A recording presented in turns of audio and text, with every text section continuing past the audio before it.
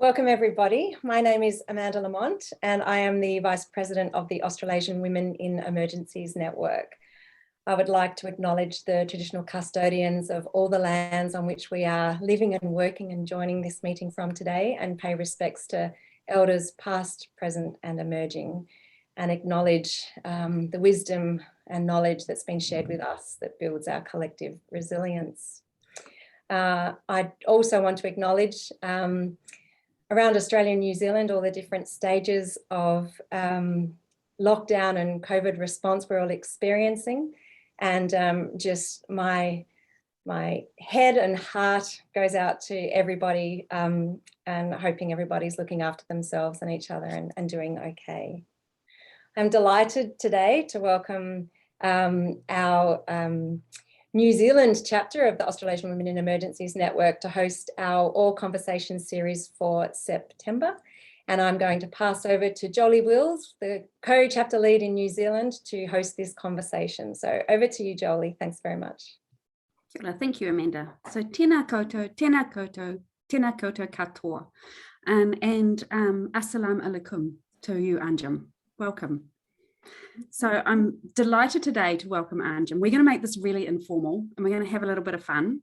So Anjum and I have known each other for a while now. We first met on Leadership New Zealand, and I know that you've all read Anjum's bio, so I'm not going to go through it all because it's quite extensive and very impressive. I'm feeling very honoured today. We have so much that we can learn from you, Anjum, as women and leaders. So just some highlights. Anjum is co-lead of the Inclusive Aotearoa Thono. She really is working with that project to build an inclusive society in New Zealand and a national strategy for belonging and inclusivity. And as part of that work, Anjum has been exploring belonging. You know, what does it mean and what is required for people to feel like they belong? And Anjum has been a chartered accountant for more than 25 years. She has worked in many volunteer roles, you know, and contributed to so many organisations and great causes in Aotearoa, New Zealand. She was one of the founding members of the Islam Women's Council of New Zealand, amongst other organisations as well. And Anjum is also on many other international committees to really looking at violent extremism, and especially extremist content online, and has been quite a phenomenal voice for some of the change that we need to see happen in our world. So, you know, since our year on Leadership New Zealand, can you remember, Anjum, what year that was? 2017. Oh, thank you. Sure. Glad someone's got a good memory, but we've just been awed and inspired by just your courage and your voice, and what you have gone through and what you have contributed and what you are continuing to do in terms of your courage and your voice in the world. So welcome, Anjum. This is really excited to be able to have a chat with you. I feel selfish in being able to ask some questions, and we hope others will join in also. So please today pop your questions in the chat as we go. But mahaba, Anjum, welcome. Thank you, Kira. It's lovely. Welcome, Jolie. And just want to say tēnā koutou katoa to everyone, and acknowledge the land where I am, which is Ngāti Mahanga, Ngāti Wairere and Ngāti Hawa land, and the Kingitanga, because we're in the Waikato in King Tuheitia. Kia ora, thank you. Let's start with something, just, you know, tell us 3 things that we need to know about you, Anjum. So, you know, most people here have never met you before. 3 things that we should know about you. That was such a hard question. That was the hardest question. I was like, wow. Okay, so these are the things I came up with. So first of all, like, I loved when we did Leadership New Zealand. I don't know if you remember, but I think it was the last session, we had a speaker who used the word social disruptor. And when she said it, I was just like, yeah, that's me. That's exactly what I do. This is my life. I go into spaces and I challenge, you know, recognize wisdom or the things that people think they know or the values that they hold, and maybe make them think about what those values entail, what it means. So I love to do that and try and get people to see things in a new way. and that is disruptive, and it can certainly make you a bit unpopular at times, and that's something that I kind of live with. It's like, okay, that's all right, I don't need to be popular. It takes courage, right? Takes courage. Oh, yeah, I guess, yes, it does sometimes. Yeah, it does. And then the next thing about me is I'm definitely a feminist, but that feminism comes from the perspective of a woman of colour. So it's not always coinciding with the traditional Western views of how feminism works or should work. But then there is never just one feminism, is there? And then the third thing I was thinking about was around belonging, because for me that's so complicated. So I was born in India, but left there when I was less than 2, and then went to Canada, and then got to New Zealand when I was 5, going on 6. And so, you know, people always want to ask you where you're from, right? And the only answer ever for me is I'm from Hamilton, New Zealand, Kirikiriroa, which is the Māori name. This is where I'm from. Yeah, where are you really from? No, this is where I'm really from. I don't feel like I'm from anywhere else other than here. This is me. So yeah, those are 3 things that I thought of. Quite a nice segue, just thinking about your childhood. You know, you have been a chartered accountant for 25 years. When you were a young'un, as my grandparents used to say, when you were a young'un, what were your dreams, like professionally and personally?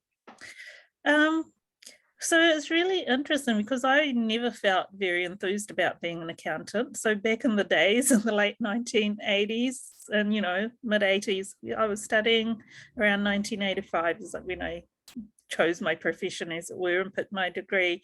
And back in those days, you know, it was all like women, you know, whether you're going to have a career or not have a career, what was a good career for a woman, all those fights about quality time and quantity time with your children. And I was just thinking, you know, all the expectations that there were around us. So, you know, my parents thought accounting was a good, solid, safe, you know, job for a woman. And I just didn't feel really very enthusiastic about anything else. And I was good at accounting, so I did it. And so, but that was never really my career. For me, it's been what's paid the bills and allowed me to do the things that really do inspire me, such as governance of NGOs, getting involved in politics, standing for central and local government, all the media work that I do, public speaking, advocacy. So yeah, it's just interesting. And I feel like we put so much emphasis on what your career is and where you're going to go and ambition and all of those things. It's like, it's okay, just do something and find the things that give you joy. It's interesting how that wasn't your calling. And I guess the question that follows from that for me is like, how did you become so passionate then and involved in matters of inclusion and social justice? So I kind of thought about it, and I feel like I had awareness from a sort of early-ish age. And when I think about the time that I grew up and I was a teenager and a young person, the kind of things that were going on, so we were in the midst of the Springbok tour and all the activism and all the stuff that was going around South Africa and apartheid. There was always the issue of Palestine. We had the Cold War and the threat of nuclear arms. And as a teenager, I remember always being aware about those things, always caring deeply about those things, maybe not always being active on them. I did declare my bedroom to be a nuclear-free zone and put stickers on the doors to announce that fact. So I cared that much about it. But I think later on in life, when I did start to be more active, then it was about personal experience and my own experience of exclusion, of racism, of discrimination in various ways within my personal spaces and my own personal ambitions for myself, and the people around me that put limitations on that in ways that were difficult, in public spaces, in terms of employment opportunities, and you know, I think the employment opportunities thing was one of the hardest for me. And then, of course, there was issues around women and women's leaderships. And just thinking, you know, through my life, how restricted society's ambitions were for us, and how many barriers were put in the way, and having to prove yourself so much and push back against that. And then the next thing that was the big turning point for me, of course, was the World Trade Center bombings and Pentagon bombings in the US, and we just had the 20th anniversary of that. And so, of course, there was the horror of the event itself, but then there was the negative spotlight that was put on the Muslim community, the stereotyping, the misconceptions. And we were in the space where, you know, and you just try to imagine if someone looked at you personally as an individual and pulled out all the worst things about you, all the times you were petty, all the times that you were nasty, all the times that you were grumpy and did or said things that you wouldn't have said if you were in a good space. And then they presented that to the world as the whole of you, and everything that was good and kind and nice about you was just pushed aside and never talked about. And that's the space that we've been in with the war on terror and all of that.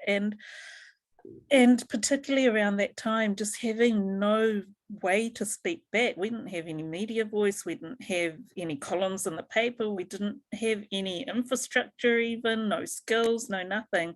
And so that's when I felt personally like, you know, in terms of my own daughters, I have 2 daughters, I was like, I don't want them to grow up in a world where they feel afraid of being themselves, where they can't walk out in the world feeling proud of who they are. And so that really then was the next level of stepping into that inclusion and social justice space. Amazing answer. I've got a question here from Yasmin, and Yasmin, I will come to it just so that you know. I think it's a brilliant question. There's just a couple of things I want to unpack a little bit first. Anjum, can you tell us how you moved from your predominant work in accounting to what you're doing now with the Inclusive Aotearoa? Yeah, so I think it was the mosque attacks in Christchurch that was really the impetus, but I also feel like all the work that I've been doing in the space in community, all the networks that I built, all the work that I've done in political advocacy, media, all had led up to that moment. So we'd already been advocating and asking the government, you know, to have a strategy for belonging and inclusion, for diversity and inclusion for the country. And when the attacks happened, you know, my sense was that we needed a long-term response to prevent hate. And we knew that from before as well. We can see the rising threat levels, the way that society was becoming more fractured and divisive. We were concerned for our safety. So, and so while I had been advocating voluntarily in that space for so long, I happened to be at the right place at the right time and talking to the right people because of the networks that I had built up. And it was Leadership New Zealand, and it was a call on there that was the genesis of the project that I'm working on now, in terms of saying, look, you know, after the attacks happen and when awful incidents happen, everyone is like, we need to do something, right? And so they want to do it, and they want to do it quickly. I guess, and you guys know about emergency management, is that response, isn't it, to trauma and to hate, and do something, let's do something. And it's a way to get out of yourself and your grief. And what I knew is that there isn't a quick fix to this. There isn't that quick, simple, easy solution. And so that's what this project is, a long-term project around you know, creating community networks and bringing diverse communities together, and not just talking about cultural or ethnic diversity, but, you know, gender diverse communities, people with disabilities, and other communities, like the whole spectrum of the ways that people present themselves, and bringing that all together and thinking about how we work to create change. So, yeah. So in many ways, you know, the message hadn't changed. It's just the platform that was, you know, created out of incredibly sad event. Yeah. It was just, it was very much time and place, and yeah, I guess also a culmination of a lot of stuff that had been happening prior. So if you think about, you have really been in the spotlight, you've had your voice heard internationally, and some amazing messages to deliver and some change that you're at the forefront of. What is being a leader in this way for your Muslim community and for inclusion in New Zealand more generally? What has that taught yourself? Like, what have you learned about yourself in that process? I was thinking about that, and I think the biggest thing is that it's taught me that I'm a survivor, and I guess I kind of knew that. I've been through a difficult divorce and some really dark times around that, and one of the things that it gave me later in life as I had to face these challenges was the sense of, well, you've survived that, and this is not as bad as that, so you're going to survive this. But the challenges have been really significant, and we've been putting ourselves in places where it's quite risky, where you get personal threats, where you're going up, when I'm on Radio New Zealand up against, Minister Little, and saying that the State Services Commissioner and the head of the SIS should be losing their jobs. And then I got off that, so it was a pre-recorded, and then I listened to it when they did broadcast it, and as soon as it was over, I just burst into tears, because I knew the implications of that, to go up against people in such powerful positions, is not without risk. And time and again, you're in those kinds of situations, and so for me, despite all the knocks, despite all the things, I'm still here, and that's what I've learned, and that's what I know about myself, and that I can allow myself to feel awful and to feel hurt and to feel down, and that's okay. And then you take a deep breath when you're ready, pull yourself back up, and off we go again. Till the next time. It was like that, that whiskey song or whatever it is, I get knocked down. Back up again. So I don't drink the whiskey, I'm not there, but I do eventually pick myself back up again and be like, okay, all right, here we go. Really is a lesson in resilience, isn't it? Yeah, it is about just trusting that you will find your way through. And also, it's like getting good advice. I remember one of the best things that I heard was from a Muslim woman scholar, when she said, life is like waves on the beach, and so you have happy times, and when you have them, you should enjoy them with the full knowledge that they're going to recede, and then you get sad times, and you just have to get through that and just live through it with the full knowledge that this also will recede, and that's what life is like, that things come and go, and you're not going to be always happy, and you're not going to be always sad, and it's going to be both. And so really savoring the good times, and then gritting your teeth through the bad times and waiting it out, and waiting for the next wave to come in, has been, just, and it's a simple metaphor, but it's just been so helpful of, okay, I'm in the sad wave at the moment, I just have to wait it out, I just have to let it happen, and it's okay, been here before, and I'll be here again, and I'll ride this through and come back to the happy one. Gosh, I'm going to take that away with me. That's incredibly powerful. We've got other people saying, I love that. Love this metaphor. Love it. Yeah, so amazing. So Anjum, can you tell us, I'm going to get to Yasmin's question. She's got a great question here. Can you tell us though about, a challenge that you've faced as a minority in a workplace? Oh God. A lot of women in emergency management might be able to relate to.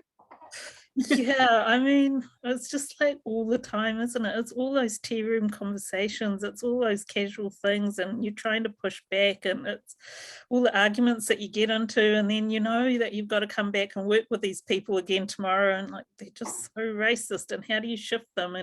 And sometimes you can't, but I'd keep trying, I think that was the hardest thing. I think the work itself was not the issue, but it's the people around, and at the end of the day, despite all the pushback, and despite all the arguments, and despite all the everything, and the racism, whatever, Like I 100% certainly knew that if I was in trouble, the same set of people would be right there. If I asked them for help for something, I knew they'd be there, despite their shitty views about various things. Like there was the kindness was also there. And so when I was upset or when I was whatever, they were all like, they would be all very concerned. They wanted to help, they wanted to be there. So so that was quite interesting. And so yeah, and because I am what I am, and in so many situations, like I'm on a board, which is a bit better now, but when I joined it, it was political appointments. And so the previous government had appointed, so you can imagine then we were appointed by the next government, changed government.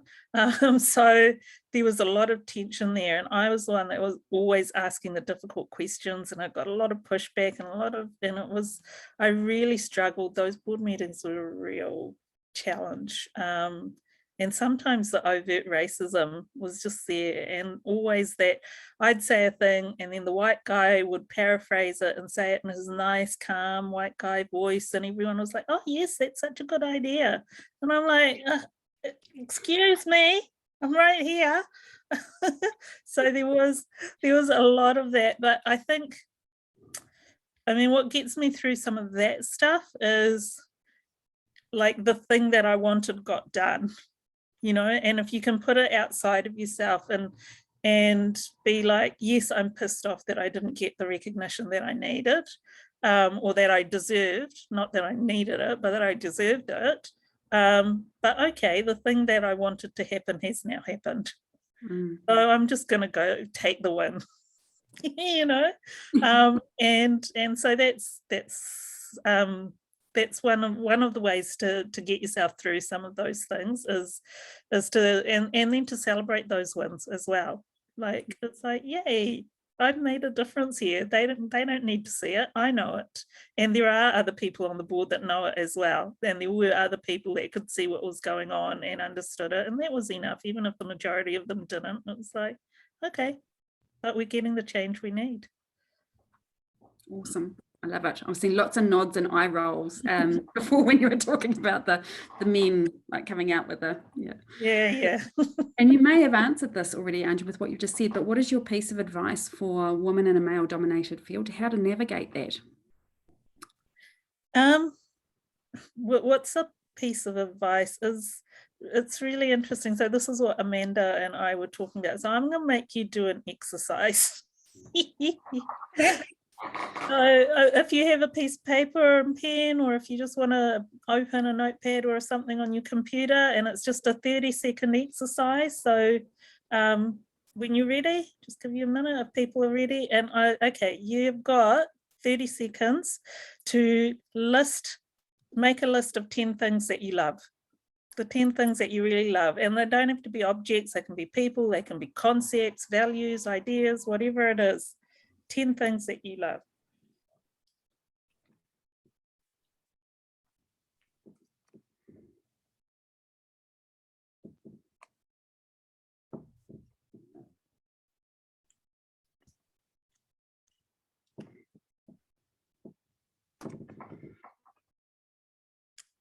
Okay, you almost there. I'll give you another 10 seconds.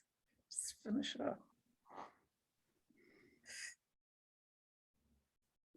Okay, so the question I'm going to ask you, have a look at your list. How many of you have put yourself on that list? Someone put their hand up, please. Has anyone put themselves? Angela, is that your hand up? No, it's something. No, it is not. Sadly. I literally, okay, I did not make this up. It was a Facebook meme, literally. And the Facebook meme was, on a list of the things that you love, where would you place yourself? And I looked at it and I was like, you know, I swore, and I was like, far out. I would not have thought to put myself on that list. And so then I kind of evolved this exercise out of that. But that is the thing. for me, that is the biggest thing. Like when you're in an environment that sometimes feels, or many times, all the time, feels hostile, it feels like it's not conducive, or you're battling, or you're struggling to get, you know, what you need or to fit in, or all of those things. And I remember when we were on the leadership course, Jolie, and I think it was the first or second session when Louise said, be kind to yourself. You're kind to everyone else. Well, you know, you need to be kind to yourself. And again, for me, it was just like, wow, it did not occur to me that I could be kind to myself. You know, it was just such a foreign concept. I was like, And then I realized how very, very unkind to myself I was. And in fact, towards the end of the year when we were at Waiheke, that was a commitment that I made. You know, we were asked to make commitment, and I committed to making sure I was kind to myself. So what does that mean? For me, it's like thinking about your self-talk and the ways that you put yourself down. And I'm now very, very aware. Like I listen to people talk, particularly women. And the number of times, now you guys now start listening out for it, particularly with each other, the number of times that a person will say something negative about themselves or put themselves down, or I've done this, or I'm so stupid, or I'm fat, I'm whatever. Like when you actually listen for it, it's so common, like it's so much. And so my thing that I do now and is like when I hear it, I stop the person. I always stop the person. I say, you just said something negative about yourself, not true. Don't believe it. Don't put yourself down. Don't do it. So if we can learn to love ourselves and learn to be kind to ourselves, it's so strong, and it's one of the most important and most valuable things you can do with yourself. And I think one of the reasons we don't do it is because we tie loving ourselves to vanity, right? But it's not vanity. Vanity is thinking you're better than anyone else. You can love yourself as well as think that everyone else is equally valuable and equally deserving of love as you. It doesn't need to make you a self-centered, vain person at all. So yeah, that would be my one thing. Is practice, like, and in this world, actually, I'm going to go back to beauty myth and all the shit. Everything that is around us is trying to get us to feel bad about ourselves. You know, we're not skinny enough, you know, we need this surgery, or we need that makeup, or we need whatever, fancy shampoo. Is your vagina smelling the right way? Do you need to vajazzle it? Whatever, you know, every message you're getting is that you're not good enough, and that it is actually an act of rebellion and resistance. It's a feminist act to love yourself as you are. Lovely. I got goosebumps from that exercise. It's amazing. Yeah. Yasmin, I just want to ask, do you want to expand on the question you have, Yasmin? Is there more you'd like to know? I think you guys covered it. I find it very motivating to have a woman with a hijab on my screen in this sector. I mean, it's very motivating for me just to go into any emergency space and there's women, like, oh my God. But then to have that ability, who is like, because I don't wear a hijab. I come from a multi-ethnic. Yeah. It's like I can blend in, and you've got that extra signage. So different cultures will have this, or different groups of society. But that is the challenge I have, and it's breaking the ability that people only see this. That's like, it's got nothing to do with my personality, idiot. Yeah. So let me tell you something. Yeah. I didn't start wearing a hijab until my mid-30s. In fact, about 2 months after World Trade Center attacks. Wow. Okay. That's when which was, and it was nothing to do with those attacks. Yeah. It was stuff that was happening in my personal life, but I just got to the space where I was ready. So I went to school. I was absolutely an outcast in school. I'd spend lunch times with no one to play with, no friends. I was teased for everything. I was like awful. I mean, I was never punched or hit, so it was not, but the verbal bullying and the different ways that they made me feel like I was just awful was constant. And so I grew up with this thing of wanting to be the same as everyone else, and it was so important for me to blend into the background and fit in. And it wasn't until my mid-30s that I found the space and the courage to actually be like, okay, no, I don't need to fit in. I can be my own person. And it was, I'll tell you what, the first week was really awful. It was so hard. I got into work and they were all like, what the hell is this? Because they hadn't employed me wearing a hijab, and everyone was just like, oh, God knows what's happening here. We don't know. And nobody said anything. And then I had to go to, as an accountant, we have to do professional development. So I went to a course with one guy from my work, and he wouldn't walk in with me. He just went in off in a different, he didn't want to be seen with me. Like, it was that bad. And I was like, oh, and I got, you know, I sort of got home and I thought about it, and I thought, like, why are you doing this? You know, like really getting into, and that's one of the things I had for one of the questions you're going to ask, Charlie, is really going back to your why of why you're doing things. Why was I doing it? For me, it was an act of worship. I believe in God. I was doing it as an act of worship for God. And then I thought, well, if that's why I'm doing it and I believe it, then God will support me in this. Like, he's with me. And when I kind of felt that, and if you don't believe in God, that's fine. You might find something else that you believe in, some spirituality, some values, some whatever your why is. For me, that was an external thing that gave me the why. But as soon as I felt, oh, he's going to support me in this, it just took the pressure off. Yeah. Like, I just became calm in myself. And then when I went to work, I went in with that calmness. And somebody asked me that day why I decided to do this, and I was explaining it, and so my boss's wife also worked there, and she'd just been not talking to me. She must have heard me, right?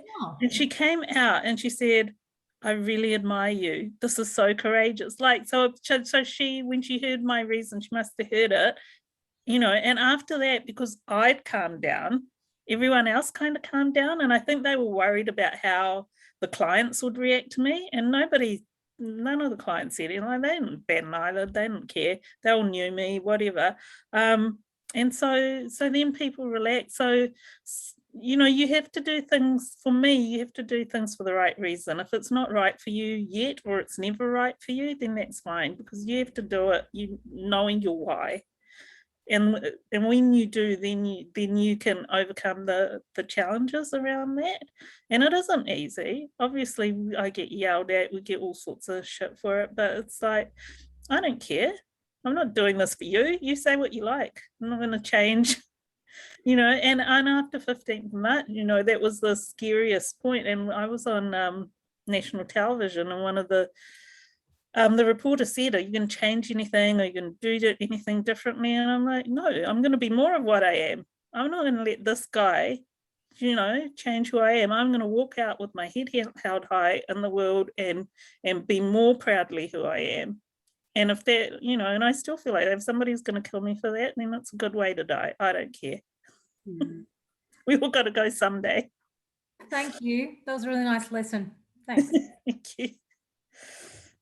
I'm just, you know, astounded too, and thinking about, I've talked to people in the military, right? I've talked to women who, in the emergency management sector or others, where they feel like they've got to be more like a man to be able to fit in. You know, some nodding here going on.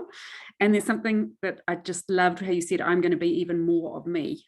You know, I don't need to fit in or be like you to fit in here. This is going to make me just be more of me. I think that was beautiful. You said it better than what I did. But yeah, beautifully said. Yeah. And I'm not sure, I'm curious as to which question you were going to use that answer for. So, but it's interesting. I think I gave the wrong answer to the question that you asked, because now that I look at the question of the one piece of advice that I give for young women working in a male-dominated workplace, the answer that I actually had to that question was find allies. Right? The biggest and most important thing that you can do is find your allies. Not everyone in that workplace is against you. There will be people who support you. Even if it's 2 people, even if it's 3 people out of 500, it doesn't matter. There will be people, and there will be men too. right? Not every one of those guys is an asshole. You know, some of those guys will see what's going on, will care about it, will see you and care about you in a professional way, obviously.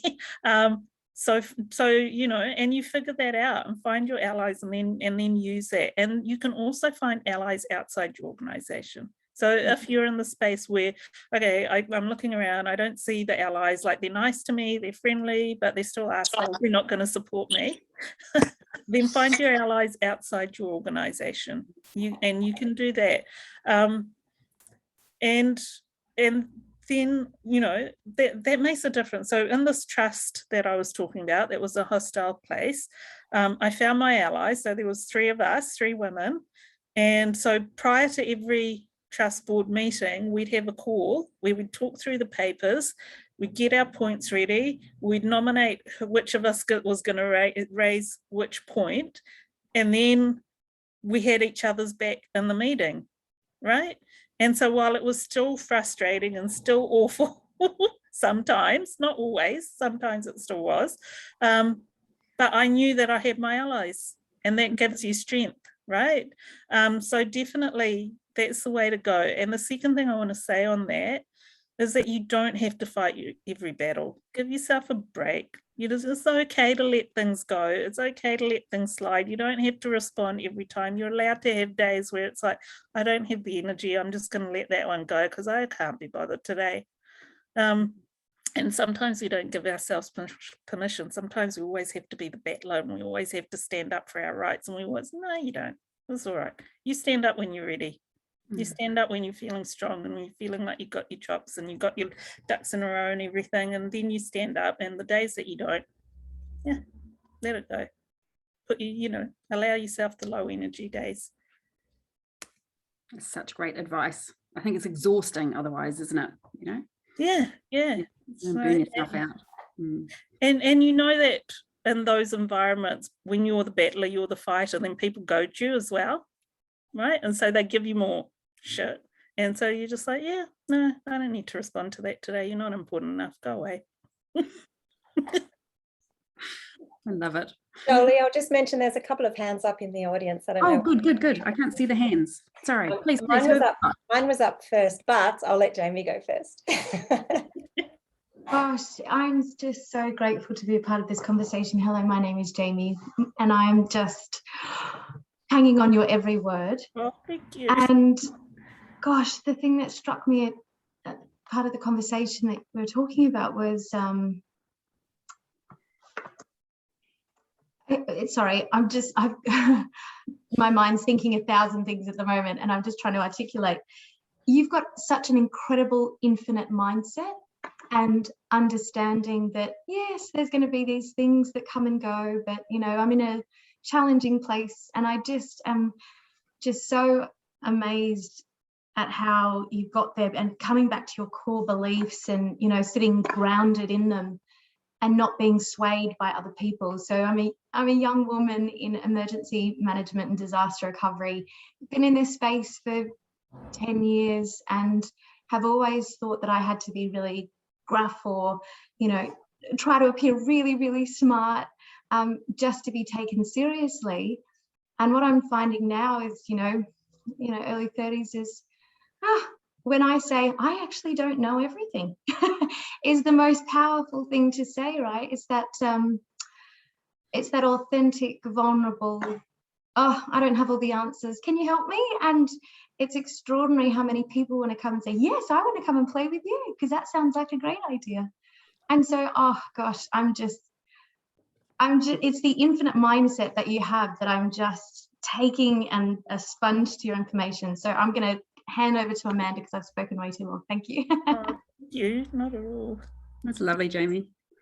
Amanda. Thanks, Jamie. I was wondering whether, being a mum of 2, happy birthday to your oldest yesterday, whether there's an extra pressure to feel like you need to know everything. Like as a parent, of course you know everything, but that was not my question. Anjum, thank you so much. I'm really enjoying the conversation. In these conversations, we often talk about hostility or exclusion or othering in the workplace, or it's somebody at arm's length. a colleague or a stranger or somebody else we interact with, but we don't often have the conversation about what to do when it's a friend or somebody that you might respect in lots of areas, but are saying things or making comments or jibes that that don't really align with your beliefs or values. And I'm just wondering, you know, it's a different thing. It's a different response to say, how do you act? How do you cope with that in the workplace, for example? But what if it's around a dinner table or in a coffee shop and it's a friend or a family member who's saying comments or doing things or othering? I wonder if you think there might be a different way of approaching the conversation, because it's often my response is just to remove myself from that person's world and get them out of my life. But if it's somebody who's in your life, it's a different conversation. Yeah, it is. So I think there's two things. Like, first of all, if it's in the workplace, you have the right to be safe in your workplace. Everybody has that right. So if it's someone that you're really close to, and so you're in the situation of, where's my relationship? Can I bring this up with them? And if you can, then you bring it up with them in the way of, hey, this made me feel really awful when you said that. I found it really difficult. I'm struggling to deal with this, you know, and can you help me with it? And this is why I'm struggling, right? And if you don't feel comfortable because of that relationship and you're afraid you break the relationship or whatever, or you're feeling really upset, can you have someone else with you or have someone else mediate or have the conversation on your behalf? And that's where finding your allies is really good, because then they can go and say, hey, you know, Jolie really, really respects you, but I know she's hurting right now because of this thing. Is there any way we can patch it up? Is there any way we can resolve this? Because she really wants to, you know, values the relationship, blah, blah, blah. And then, you know, try and tackle it from that angle. So there's various ways. And then again, I go back to, if that doesn't work, at the end of the day, you know, your workplace has to be safe for you. So if it's at that level where you're like, right, I'm feeling miserable going to work every day, you need to, I would say, you know, you need to take action. You need to start getting more serious. If you've tried the soft approaches, HR and whatever, and get serious. And if it's really bad, start looking for another job.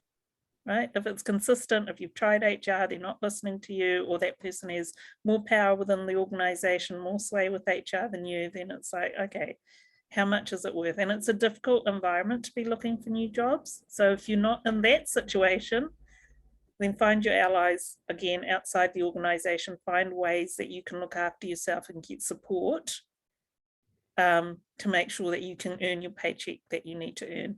And I was actually talking about not the workplace. So if it's not the workplace, the next thing I say, so if it's not the workplace, like, and I think people are dealing with this so much now with the conspiracy theories, the anti-vax, the QAnon. What we know about these kinds of disinformation stuff, that when people get pulled into that stuff, facts are not going to persuade them. You can give them all the evidence in the world. You can put it in front of their face. You can show them, oh, that's media. How can you trust media? Oh, that's government. Government are rubbish. How do you trust that? Why are you trusting that? Oh, you're just a shill for the big corporations. You can tell them, and they're your dearest and dearest. You can provide all the evidence in the world. That's not going to convince them, right? And so the question is then around, like, what does work is just maintaining the relationship and trying to keep letting them know that you care for them when it comes up. Well, you know, I don't believe that, you know, this is my point of view, this is whatever. How about we just don't talk about that and continue this relationship because I really care about you. Let's just make that a no-go area, right? And I'd say, you know, 80% of the time that'll work. Right? If it's a person, if it's a dear friend, if it's a family member, and they equally care about you, and you say, right, and you just start setting your boundaries. Either you can convince them or you can't, and you'll soon find out whether you can or you can't. And if you can't, then maintain the relationship and set your boundaries, and definitely set your boundaries. And if those boundaries are not being maintained, you don't owe that person, you know, like like, you're not responsible for another person's mental health. You don't have to destroy your own to save their mental health. You're not responsible for saving them. You're not, it's like when you're dealing with drugs and alcohol and those kinds of things, a person has to recognize their issue and want to resolve it. You can't do that for them. And it's the same in this kind of area. Like, it's not your responsibility to save them, but you can be there for them. And that's the thing. It's like maintaining your boundaries, being there for them, saving the relationship as much as you can, and setting those boundaries where there are people who will not respect your boundaries. And when people don't, then you make those difficult choices, right? Because I think it's not worth putting yourself at risk for relationships in terms of your risk of mental health. So it's okay to take time away. It's okay to say, hey, can we have a break from each other for a couple of months? I'm not able to deal with this. I need to spend some time away. And if there are other ways that, like, say, if it was my parents, is there someone else that can look out for them if they need help? Are there other things that I can put in place so that it doesn't have to be me? Thank you, Anjum. I've got one closing question, but I want to go to Jamie to squeeze her run in first. No, I was just, oh gosh, I could talk. Can we have another hour and a half, please? No, I was just so interested with what you said, Anjum, and also about how it's likely that that person's aggression, and I'm looking at you, Jolie, as your cognitive scientist, it's likely that they have suffered trauma and they're feeling distressed or unsafe in their own space, and that's manifesting as a particularly undesirable comment or perception or something. And it just struck me when you were saying that, is that it's so important, even though you might know that, but to hold space for yourself and not gaslight yourself and be like, well, I'm still not going to accept that as poor behavior towards yourself. Absolutely. And there can be power dynamics in relationships, and so particularly parents with children, and I did so much for you, and I'm your mother, or I'm your father, and how can you treat me with such disrespect, blah blah blah. Every ethnic woman knows what parents are like, and probably you guys have that too. And that's okay, they did, and you like, yes, and I'll be there for you when you need it, but I'm allowed boundaries. I'm allowed to be treated with respect. I'm allowed to have different views from you. I'm allowed, I'm allowed to be my own person. And you can and you should set those boundaries and take space as you need to say, hey, okay, I need a bit of time out. I'm going to be not available for whatever you need, a couple of weeks, it depends how close it is, a month or 2 months, whatever. And then people recognize that they want to be in your life, that they do need to respect that. I mean, the worst thing is having to cut ties off from a close relative. And for us culturally and religiously, it's something that you're not supposed to do. And so we try and avoid it. But then if you're not going to cut them off, then you have to figure it out and ask for help and think about how you maintain the relationship so that it is safe. And accusing them and whatever is just that's not gonna work. So it's like, yeah, I really struggled with my mum and dad for a little bit, but now we're in such a sweet spot, so I'm glad I held out, and I'm glad I kept my boundaries, and and they're always, my dad will be there making sure that the electrician does this, or the house is painted, or whatever, like, or in all the little ways that people show they care for you, it's there. And so I know that I just don't agree with them on views, and it's like, that's fine. We're so complex as humans, aren't we? Yeah, it's like, we don't have to persuade them, we don't have to make them believe what we believe. It's okay. We just have to be able to be with each other for a bit of time and share the love, and yeah, that's family. Drive you up the wall. So true. Anjum, I want to finish with a message from you to us, in that the Muslim community in New Zealand has been through so much, with everything that you've seen, everything you've learned, everything that you've experienced, both as a leader in that community and a leader more broadly in Aotearoa. what is one thing that emergency managers need to know? What's your challenge or message to us as emergency managers? All right. To me, like the biggest thing is you need to spend time with people unlike yourself. You need to spend time with people who are very different to you. And you need to expand outside the life that you've led. And there's many ways to do that. One is to use your leisure activities, whether you're reading, watching movies, Netflix, or whatever it is, like social media, all of those, you can use all of those to have fun, but also expose yourself to a lifestyle or a view or a perspective that isn't yours, that you haven't heard about. Like quite some time ago, because I've read all my John Grishams and Tom Clancy's and whatever, you know, Jeffrey Archer, I've read heaps of that stuff. And so some years back, I was like, you know what, I'm not going to read a novel that's set in US or UK, and I'm not going to read a novel unless it's a person of color or a woman, because I need to balance out my reading, because I've read a lot of that stuff. And I need to balance it out now. And I want to find out about other countries, cultures, experiences. And my Twitter is my go-to social media. I mean, you'll find me on Facebook and Instagram, but Twitter's my space. You know, I follow a Black French woman in the UK. I follow a Vietnamese communist. She's hilarious. Oh my God, not intentionally, but oh my God. I mean, but it just gives you this idea of a whole different way of thinking of the world. I follow Native Americans. I try to follow people in Africa, and I'm struggling with the South Americans. I can't find them, good people to follow. But you know, I follow trans people. I follow people with disabilities. I follow, and the thing to do in that space is you don't have to sit there and comment. You don't have to ask questions. You don't have to say, explain this to me. Just sit and watch what they post and what they're talking about and what they're arguing about.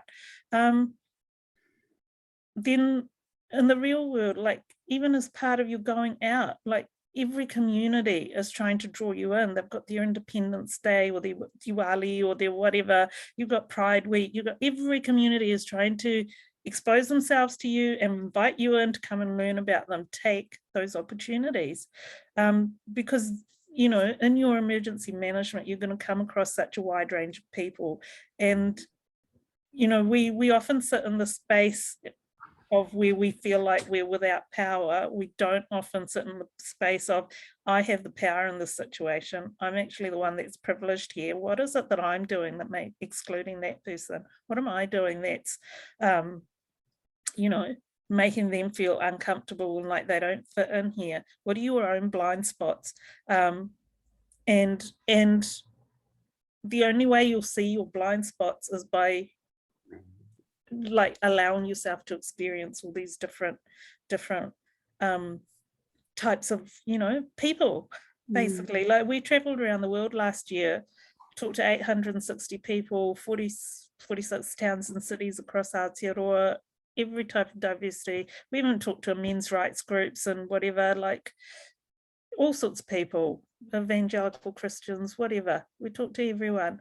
And you know, I thought I knew a thing or two. You know, I've been in community, I've done politics, I get around, but I literally, it was the most amazing and mind-blowing experience in terms of what I really didn't know, and experiences I hadn't heard of. And when you just sit there and listen to people and allow them to talk and don't challenge, don't judge, we had to listen to some terrible stuff, and then you listen to it, and in amongst it, suddenly, because now they're trusting you, you get some incredible gems out of people that you know you fundamentally are like, this is awful, what you think here is so bad. But even then they had experiences that were just, incredibly sad. I think that is one of the most useful pieces of advice, Anjum. That's just phenomenal. And look, normally at this point I would sum up with feeding back some of the amazing wise gems that you've given us, but I want the group to have the last word. So I'm just wondering if everyone can pop in the chat just one thing that blew your mind today, you know, or one message you're taking away, or one thing you just loved. Let's show Anjum some araha in terms of the impact she's, you know, donating her time for us. So yeah, just love to be able to give something back from each person in the group. Just a gem. You have to copy it and send it to me. Yeah, absolutely. Absolutely. I'll read them as they come in, but I'll copy the chat for you. Be more of yourself in all settings, the more being in capitals from Yasmin. This has been so affirming. Thank you, Anjum. I feel like I've been hugged from Angela. It's amazing. You only shine light on your blind spots when you experience new and different things, from Amanda. Darlene, include yourself in the 10 things you love. Jamie, araha, Anjum, be kind to yourself. So just amazing. Thank you. Thank you. Thank you so much. I've got goosebumps. It's just the most magic way to finish the day, Anjum. So thank you, thank you, thank you. No, lovely being with you all. Thank you, Anjum and Jolie, for facilitating such an interesting conversation. I got some really great advice and things out of that. So thanks everyone for joining, and I hope you enjoyed the session too. Let's have another one. Anjum, magic, thank you, and go well, everyone. Have a great rest of the day. Great Thanks to see so you. much. Take care. Thanks, Bye. Anjum. Thank you. Bye. Bye. Thank you so much. Oh, I'm too late. How do I save the chat?